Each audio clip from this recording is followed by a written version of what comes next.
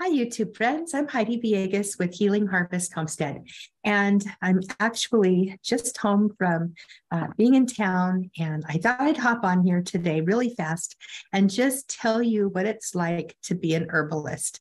So I always get asked, what is an herbalist? And then I always wondered if people really know what it's like to be an herbalist. And I try to explain that to people, and I still get a lot of blank stares. So I've got about 8 or 9 points here about what it's like to be an herbalist. And some of them, most of them are really good. And there are a couple that are challenges. So let's go ahead and get started. So here's what it's like to be an herbalist. And I've been an herbalist for a long, long time. I would say I think I officially started calling myself an herbalist about 10 years ago after I started working with the community and also selling products in my little shop. And at that point, I felt like I was competent enough to say that, yes, I'm an herbalist. Looking back on those times, I realized that I had some good information, but it's a learning process. And as an herbalist, you're always, always learning. There is no herbalist out there who knows it all. And at a certain point, you realize that, there are herbalists out there who are just dangerous, or they know just enough to be dangerous. And you definitely want to get past that point before you start calling yourself an herbalist. But anyway, let's talk about what it's like. So number one, and by the way, in my courses in my school, I'm a 30-year-long veteran school teacher. One of my skill sets is, besides herbalism, is to speed the learning process up. So I'm really good at that. But I just want to say that it shouldn't take a long time to become competent, at least in terms of understanding safety and, things that you need to research and things you need to look up before you just start making decisions for people. But anyway, the first thing about being an herbalist and what it's like is that you can handle emergencies really well, oftentimes, and on the spur of the moment. So one of the things that comes to mind is when I was stung by 5 black wasps all at once. My knee had hit a hornet's nest as I was gardening one day.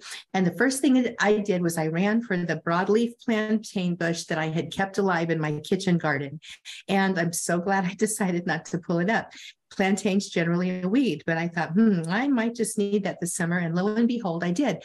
Quickly made some spit poultices and the sting subsided. And I think that the recovery time for those was probably cut in half, if not more.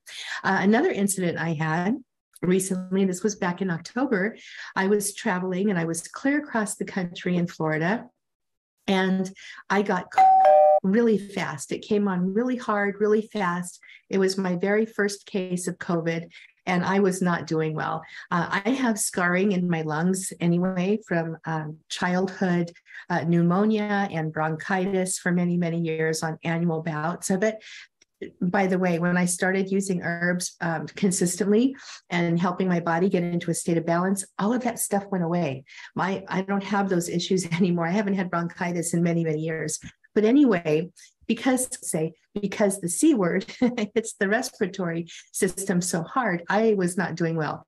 I thought I was going to die. And my daughter told me, you need to go to the emergency room or at least go get, over-the-counter drugs. And I told her, I am not taking over-the-counter drugs.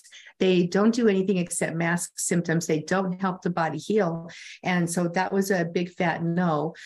What I ended up doing was making a list of the herbs that I knew that I needed in my body to support what that I was experiencing. I called my husband and I said, honey, can you please try to find an herb store that's near this hotel where I'm staying and see if they'll deliver these herbs to me. And thank goodness I was in a big city. So if you're in a big city, you have a positive there because you likely have things at your fingertips. Whereas I, in a rural area where I live at my house, I don't. I have to order my herbs online. There's no way I could have gotten what I needed delivered to me where I live. But I was in Orlando, a great herb shop.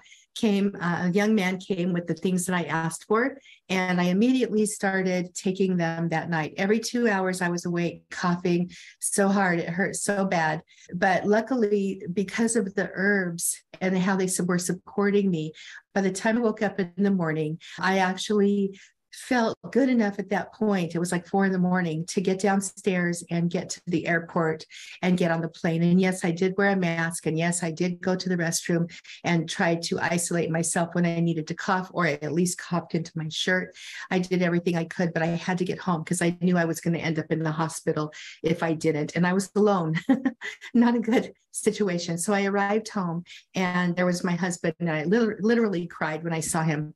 But I know this for a fact. If I didn't know what herbs to ask for, and if I hadn't received those herbs, then I wouldn't have been doing as well as I did. And I may have ended up in the hospital. And so therefore, those are two examples of how you can handle emergencies quickly for yourself and for other people if you know what to do. And being an herbalist, you know these things. Plants are at your fingertips. Number two, here's the number two thing about being an herbalist. Herbs help support the body's natural healing processes. So our body is built to get itself into a state of balance. Our body's constantly trying to rebalance itself. So herbs help us support our body in that natural action. Herbalists, especially holistic herbalists who take a look at the spirit, your emotions, your physical body, your mind, your intellect, they know how to work with herbs specifically to help support your body in getting it back into that balanced state. And that's what we do. Number three, about what it's like to be an herbalist is you save a ton of money. So overall, we have saved thousands and thousands of dollars over the years. And that's because most of the herbs that we use for ourselves grow out here wild, or I can cultivate them. If I cannot cultivate them or grow or forage for them here, I can purchase the ones I need online from quality bulk herb stores, and I know where to get those, and it's not expensive. I have not looked at the cost of drugs in the drugstore recently, except for when a lady from Canada called me recently, and I did a video on that about where are the medications. But she called me and said, what can I do for a baby who's struggling with congestion and things like this and fever? And she says, there are no drugs here. And she was in Canada. And I thought, I wonder what the situation's looking like here. And I did go and check at the grocery store, and some of those medications were $36. And I was like, holy cow. And so I know for a fact that when you can make your own decongestants, your own cough syrups that are better than the DM type, and when you can make your own pain relievers, your own antibiotic supports for infections, when you can balance your gut, you're supporting your immune system, you will save thousands and thousands of dollars over time. It is incredible. So my husband and I haven't taken any over-the-counter or prescription medications in over 10 years. That includes me managing my high blood pressure naturally through different means, primarily herbs, but lifestyle as well. And it's a blessing. Money is, we don't have to spend money on drugs anymore. Number four, the fourth thing about being an herbalist is that you have better health. So I remember back in the day when I was in my 30s, before I started learning herbalism, I was a hot mess. I was on several different over-the-counter drugs daily, drugs to help me get to sleep, like Tylenol PM and melatonin, drugs to help me wake up because I always woke up groggy because of the Tylenol PM and the melatonin. I was taking prescription drugs for back issues that I was having, hernias, blood pressure, my rosacea, my face was a disaster, my skin, it was horrible. And that's because when your body's struggling to fight and filter out toxins, your liver is affected. And when you have problems with your liver, one of the first ways it presents is in your skin. And therefore, my skin was a mess too. And I didn't realize all of this was connected. But when I started learning to use herbs for my own health and my wellness, and I got off all of the over-the-counter and prescription drugs, my body healed itself. And lo and behold, things cleared up. My skin cleared up. My gut health cleared up. No more yeast infections, no more urinary tract infections, no more allergies. I was just absolutely amazed. And that's what being an herbalist has done for my own health. And I have seen this happen over and over and over with my students as well. I've heard it so many times from different people. You start cleaning up your body and allow your body to work the way it's supposed to. And the medicinal plants that God gave us on this earth support us in that endeavor. So that's another thing. You get better health. All right, number 5, being an herbalist, you get to help other people. So what ends up happening is when people find out you're an herbalist and you know how to work with herbs, you will have people coming to you and saying, hey, can you help me with this or that or the other? And I feel like as long as you are supporting them in a holistic viewpoint and you're explaining all this, you can really be a benefit to your community and be helping individuals with their unique needs using herbs. It's amazing. So that is what a community herbalist is. A clinical herbalist is a person who usually will work on a person's health where there's like more dire medical issues, and oftentimes they'll work with a doctor. That's at another level. But when you become a family herbalist first, start supporting your family, usually what happens, the next step is becoming a community herbalist. But the bottom line is that you are a helper in your community. You have learned a valuable skill that you're never going to lose, and you can help others. And it's just the most amazing thing. All right, number 6. Let's talk about continuing the herbal tradition. So herbs have been used for wellness and health for thousands and thousands and thousands of years. It's the people's medicine. What's happened in the last 150 years is that the big government, big pharma, the American Medical Association, all of these entities have come together. The health insurance industry is another one. And back in the 1940s, they started crushing herbalists because drugs had been around at that point for probably 100 years.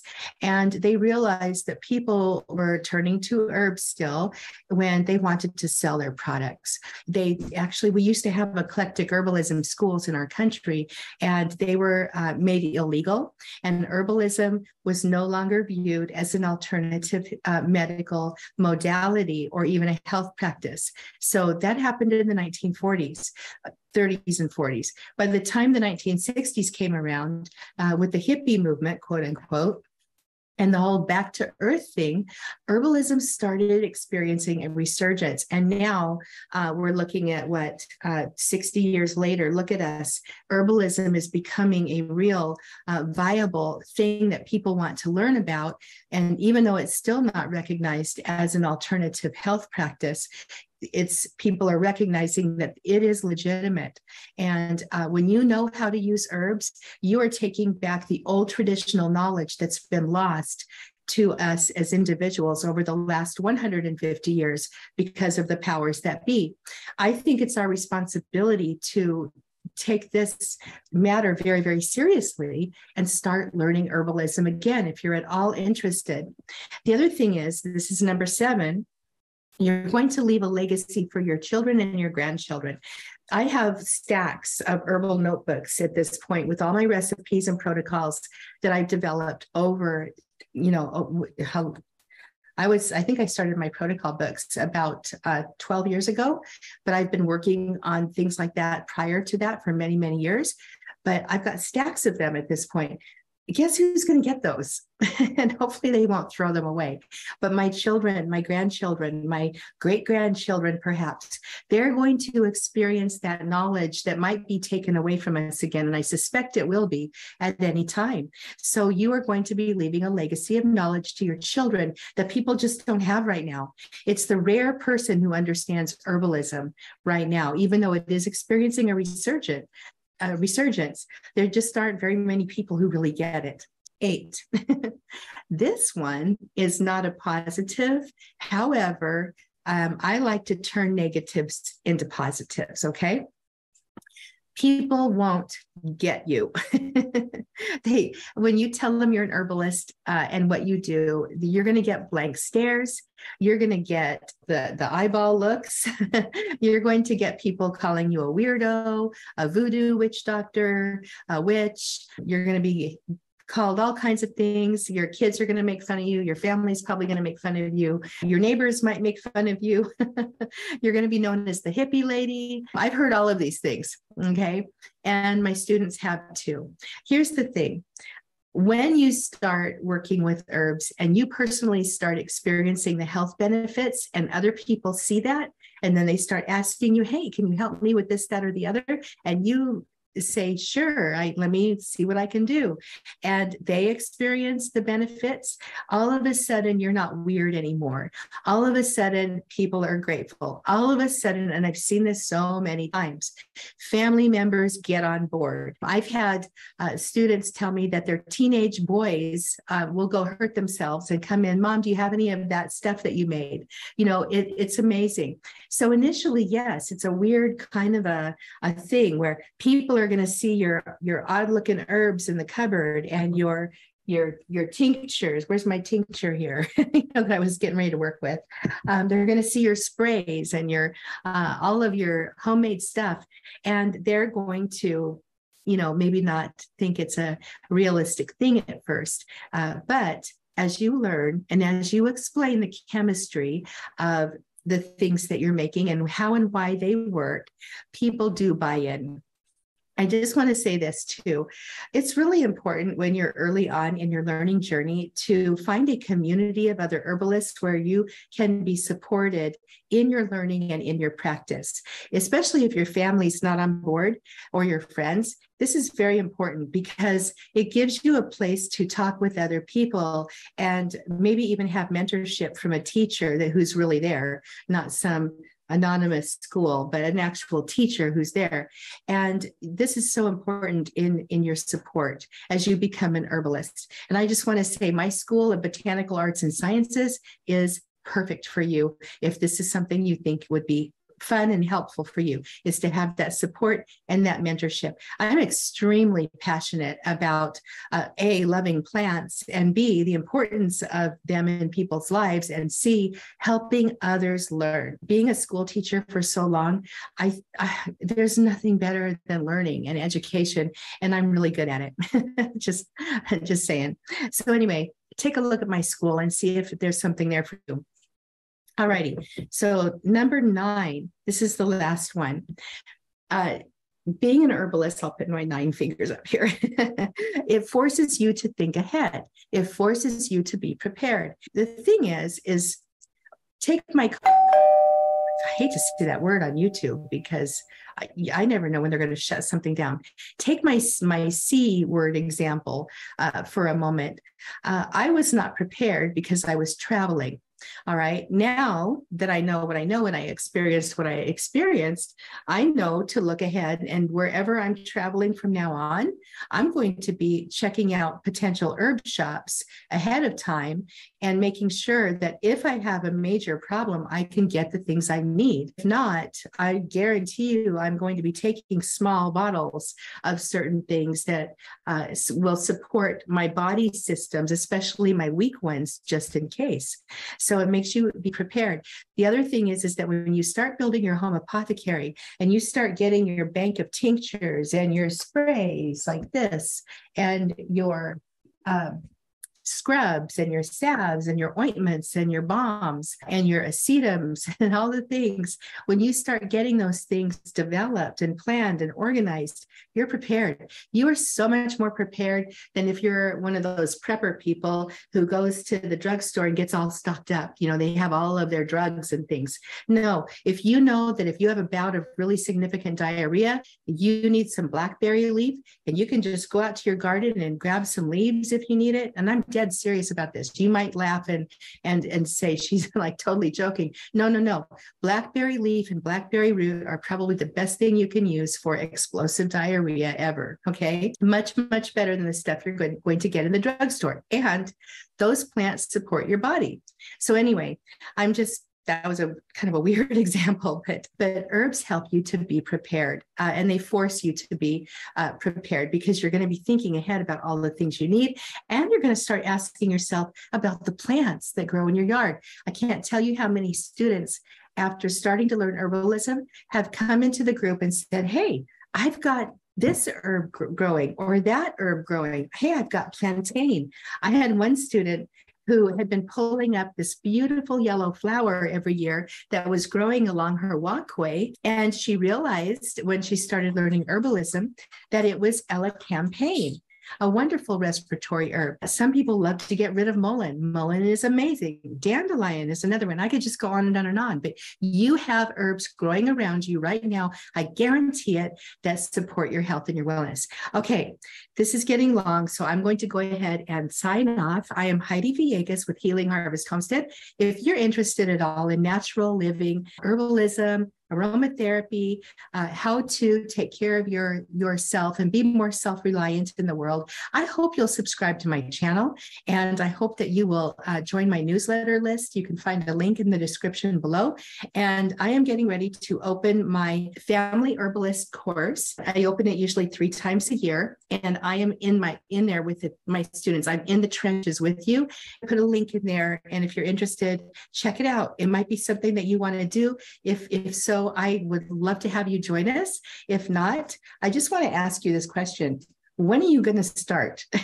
Okay. There's no time like the present moment to make a decision to take your wellness and your health into your own hands and to support your family and yourself and your community.